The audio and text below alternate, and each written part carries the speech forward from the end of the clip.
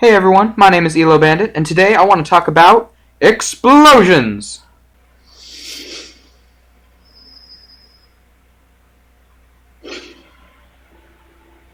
The idea of using explosion in double battles is that you trade one confirmed knockout for two very likely ones. Here are the 4 best strategies I know of that utilize this concept. Number 1 is Refrigerate plus Telepathy. Telepathy is an awesome ability that lets the user take no damage from an ally's attacks. Prominent users include Gardevoir and Noivern. Really, any Pokemon that has Protect can function. However, if you have Telepathy, it means that you can make use of an otherwise wasted turn. Refrigerate makes all the user's normal type moves become Ice type. The most notable user of this is Mega Glalie, due to his good speed and attack stats. Explosion gets Stab when used by Glalie and has no problem with Ghosts and Rock types that normally challenge Explosion users. However, you're now resisted by Fire and Fighting types instead. You can choose whether or not to Mega Evolve based on your opponent's typing. Additionally, this can't be countered with Fake Out because Glalie has the ability Inner Focus, which means he can't flinch.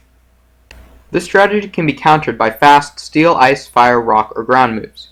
It can also be countered by Protect, though a missed prediction can cause a wasted turn and 50% chance to fail a Protect next turn. If you're really worried about Protect shutting you down, you can try an alternate moveset on Gardevoir. Instead of an offensive support, you can run Protect and Imprison. If Gardevoir uses Imprison, no enemy can use Protect. Overall, low to medium potential, minimal setup, and medium shutdown. This setup can definitely be viable since there are so many options for partners for Glalie. Anyone that can run Protect can be a partner for Glalie. Strategy number 2 is Shadow Sneak plus Weakness Policy. Metagross is awesome because he's part Psychic type, so he's weak to Shadow Sneak. Shadow Sneak will pop his Weakness Policy and double his attack. This means that his Explosion will hit for absolutely monstrous damage, since he already has a really high attack stat. Kecleon is actually a really awesome Pokemon to use for this, since he gets Protein, and can change type based on whatever move he uses. He's got Fake Out and Sucker Punch, which are both really good, and Shadow Sneak turns him into a Ghost type so he doesn't take any damage from Explosion. However, my favorite Shadow Sneaker for this combo is Dusknoir. Here's why. Dusknoir gets Imprison. This means opponents can't use any move that he has, meaning that they can't Protect to block Explosion. Also, they can't cripple Metagross with Will-O-Wisp. Running Will-O-Wisp means you function as a support after Metagross has gone down. Back to Metagross, you can also run moves like Zed Headbutt and Bullet Punch for bonus coverage if you don't want to explode just yet. Turn 1 is Protect and Imprison, and then turn 2 is Shadow Sneak and Explosion.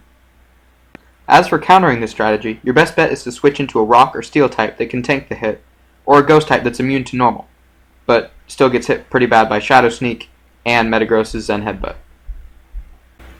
Earthquake also hits Rock and Steel types pretty hard. Overall, medium potential, easy setup, and very hard shutdown. This is a very reliable Explosion set. This strategy can be viable especially if your opponent has no Ghost switch-ins, because if they do, you do risk disadvantaging yourself by exploding and only weakening one of your opponents, instead of outright KOing both. Strategy number 3 is Ion Deluge and Volt Absorb. Ion Deluge is a really interesting move that's almost never used.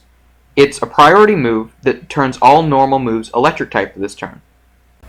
When you pair this with a fast Explosion user, like Electrode, who is very, very iconic, but unfortunately does not have the highest attack stat, his Explosion will actually heal Lantern due to Volt Absorb. Another great partner for Lantern is Cloyster. One Shell Smash will boost your attack and speed really, really high, and Explosion boosted by Electric Gem will absolutely decimate your opponents while healing Lantern. On the off chance you ever actually see this, the best counter is to switch in a Ground type, who will eat up the Electric Explosion and not care at all. Grass, Steel, and Electric types also don't get hit very hard by it.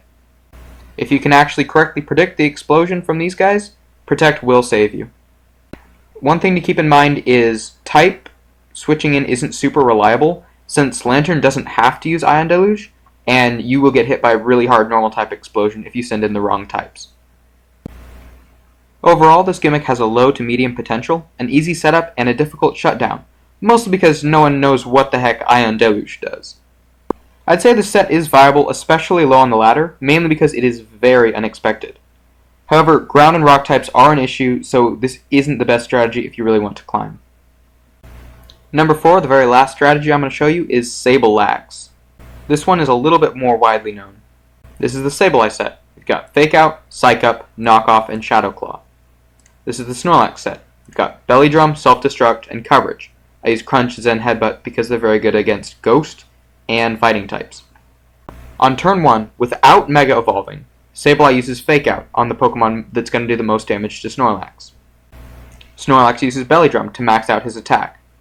On turn 2, if all is well, Sableye will Mega Evolve, keeping Prankster for that turn, while he uses Psych Up. The priority Psych Up onto Snorlax goes before Snorlax's Custap Berry goes off. Custap Berry causes Snorlax to move first in his priority bracket. It says when at 1/4 max HP or less, but since you have the ability Gluttony, it is half HP, which is where you are due to Belly Drum. Essentially, Sableye gets the maximum attack, and Snorlax uses Self-Destruct, which has a very, very high chance of netting 2 KOs.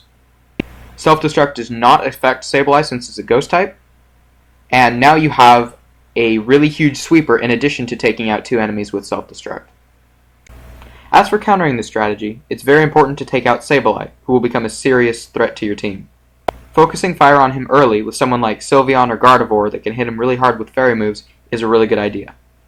Another thing you can do is use Protect on turn 2 to minimize damage taken from Snorlax. If your opponent has already pulled off the Psych Up, your best bet is to just send in anything that can take out Sableye as fast as possible. Keep in mind status will not work since he is Mega Sableye and has Magic Bounce.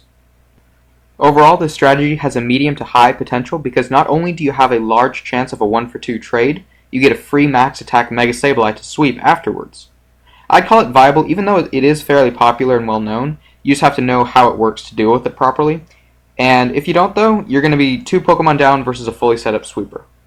I hope you all enjoyed this episode of Pokemon Gimmicks. Leave me a message in the comments and feel free to like and subscribe. Thanks again for watching. Shut it.